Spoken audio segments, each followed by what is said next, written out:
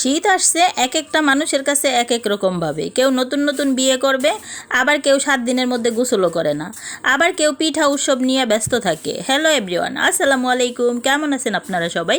আশা করি সবাই ভালো আছেন। আলহামদুলিল্লাহ, আপনাদের সবার দোয়ায় আমিও চলে এলাম সকালের ভিডিও বিকালবেলা নিয়ে।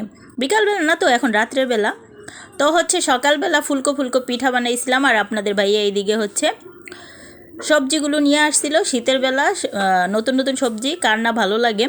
তো আজকে এইখানে যা যা সবজি আছে, শুধু করলা বাদে সব আইটেমের সবজি দিয়ে একটা অসাধারণ ভর্তা বানাবো।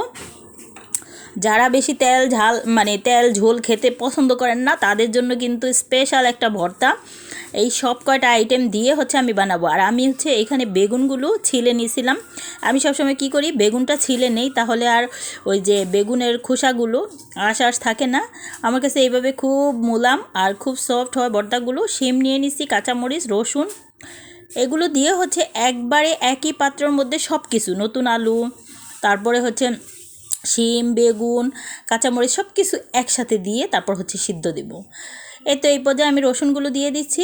আর যা যা উপকরণ আছে, এইখানে কিন্তু শুধু কাঁচামরিচ দিব না, এখানে আমি শুকনো মরিচটাও দেব, আর স্বাদ মতো লবণ দিয়ে দিব। লবণ না দিলে কিন্তু পরবর্তীতে লবণ যতই দেই না কেন, আমার কাছে মনে হয় কি ভর্তার মধ্যে প্রথম দিকে একটু লবণ দিয়ে দেওয়া ভালো। আর এদিকে নতুন আলুগুলো দিয়ে দিচ্ছি। আর নতুন আলু এইগুলো কিন্তু সব একসাথে একটা ভর্তা হবে, ঠিক আছে? আর দেখেন ঠান্ডার মধ্যে গলা বয়ে গেছে। এই শীতে এরকম অনেক মানুষ আছে না? আচ্ছা, আপনাদের মধ্যে পরিচিত কে আছে, বা আপনারা কেউ কি আছেন 7 দিনের মধ্যে গোসলই করেন না এই শীতের মধ্যে? আবার কেউ কেউ আছে পিঠা উৎসবে ব্যস্ত, আবার কেউ কেউ আছে শীত উপলক্ষে বিয়ে খাবে, আবার কেউ কেউ আছে বিয়ে করার জন্য, আবার কেউ আছে বেড়াতে যাওয়ার জন্য ব্যস্ত থাকে। এক একটা মানুষ এক এক রকম। তো যাই হোক, আপনাদের সাথে কথা বলতে বলতে এদিকে আমার এইগুলো প্রায় সিদ্ধ হয়ে আসছে। এই তো সিদ্ধ হয়ে গেছে। তো এইখানে আমি এখন একটু মরিচ ভেজে নিয়েছিলাম অফ ক্যামেরায়, সেটা আমি দেখাইতে পারিনি আপনাদের। আর গলা ভাঙা, বুঝতেই পারছেন শীতের দিন আসছে মানেই আমাদের সর্দি কাশি থাকবেই। আর এই ভর্তাটা যদি আপনি এই সর্দির মধ্যে যদি সরিষা তেল দিয়ে, তবে আমি এই ভর্তার মধ্যে যখন সরিষা তেলটা দিছিলাম তখন কিন্তু আমি ভিডিও করতে পারি নাই, বুঝতেই পারছেন এক একটা প্যারা থাকে এক এক সময়।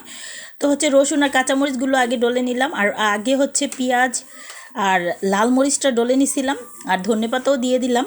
আর এটা দিয়ে এই যে আমি এখন যে মিক্সটা সব কিছু দিয়ে যে ইয়েটা করছি, ওইটা দিয়েও আপনি চাইলে 1 প্লেট ভাত অনায়াসে খেতে পারেন। কিন্তু সব জাতের সব আইটেমের সবজিগুলো দিলে কিন্তু আরও বেশি ভালো লাগে। একবার হলেও ট্রাই করে দেখবেন প্লিজ, কেউ কিছু মনে করবেন না। যেহেতু আমার গলায় আজকে একটু সমস্যা।